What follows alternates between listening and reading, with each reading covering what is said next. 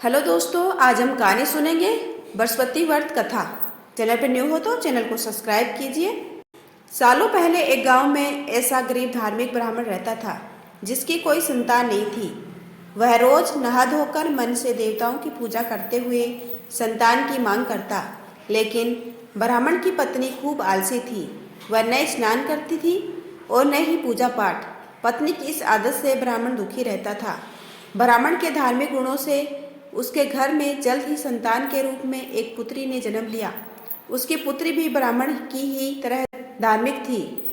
जैसे जैसे वो बड़ी हो रही थी, पूजा पाठ में उसका मन भी उतना ही लगने लगा। वह हर रोज सुबह उठती, स्नान करती और भगवान विष्णु का ध्यान व जप करती थी। इसी तरह वो बृहस्पतिवार का उपवास भी करने लगी। इससे ब्राह्मण के घर की गरीबी भी दूर होती गई। हर दिन पूजा पाठ करने के बाद वह पढ़ने के लिए स्कूल भी जाती थी। स्कूल जाते समय वह अपनी हाथों में मुट्ठियों में जौ भरकर स्कूल के रास्ते में गिराती थी। जब वह स्कूल से वापस घर के लिए आती तो गिराए गए जौ के दानों सोने में बदल जाते थे, जिन्हें उठाकर वह घर लेकर चली आती थी। एक दिन ब्राह्मण की बेटी सोने के जौ सूप से साफ कर रही थी। तभी वहां आकर उसकी माँ ने कहा, बेटी, सोने के जौ साफ करने के लिए सोने का सूप होना चाहिए। ब्राह्मण की बेटी को माँ की बात एकदम सही लगी। उसके अगले बृहस्पतिवार को उपवास रखने के बाद उस लड़की ने बृहस्पति देव से सोने का सूप मांगा। ब्राह्मण की बेटी हर बार पूरे विधि विधान से बृहस्पति देव की पूजा अर्चना करती थी। इससे प्रसन्न होकर भगवान उसकी सारी इच्छाएं भी पूरी कर देते थे। इसी तरह उन्होंने सोने के सूप वाली प्रार्थना को भी स्वीकार कर लिया। अगले दिन हर रोज की तरह ब्राह्मण की बेटी पूजा पाठ करके स्कूल गई और रास्ते में जौ के दाने बोते हुए गई। वापस आते समय जब वह जौ के दाने बीन रही थी तो उसे सोने का सूप भी मिल गया।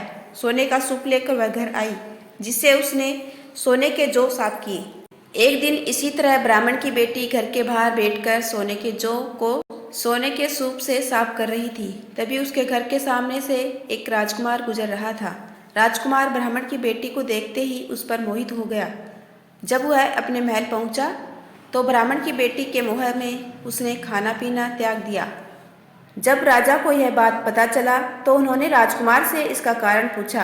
राजकुमार ने अपने दिल का सारा हाल राजा को बताया।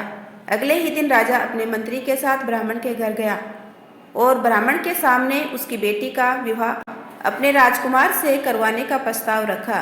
राजा का प्रस्ताव सुनकर ब्राह्मण काफी खुश हो गया। उसने तुरंत ही विवाह करने के लिए हाँ कर दी।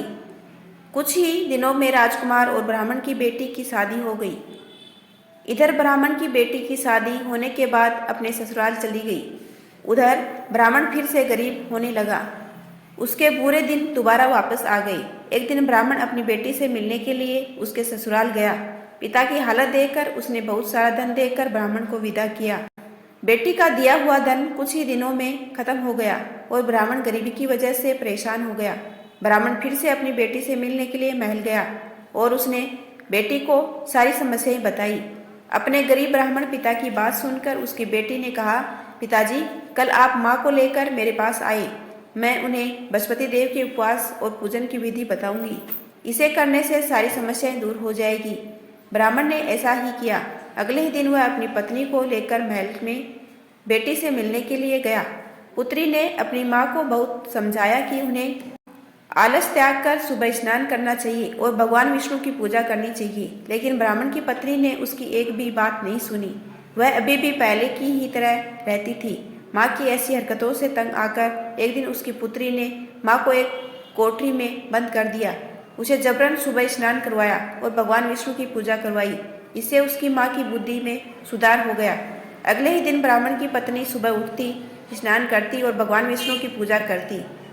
साथ ही बेटी के बताए अनुसार हर बृहस्पतिवार के दिन वह उपवास भी करने लगी। इससे प्रसन्न होकर बृहस्पति देव ने उनकी सारी गरीबी और समस्याएं दूर कर दी। फिर वह एक सुखी और संपन्न जीवन जीने लगे। इस व्रत के प्रभाव से मृत्यु के बाद ब्राह्मण और उसकी पत्नी को स्वर्ग का द्वार भी मिला। कहानी से सीख, आलस्य करने से किसी भी तरह का काम नहीं बनता है। आलस्य को छोड़कर सुबह जल्दी उठकर पूजा पाठ की जाए तो मन भी शांत रहता है और मनोकामनाएं भी पूरी होती है। यदि आपको मेरा ये छोटा सा प्रयास अच्छा लगा हो तो चैनल को लाइक, शेयर एंड सब्सक्राइब कीजिए। आपका अपना कीमती समय देने के लिए दिल से धन्यवाद।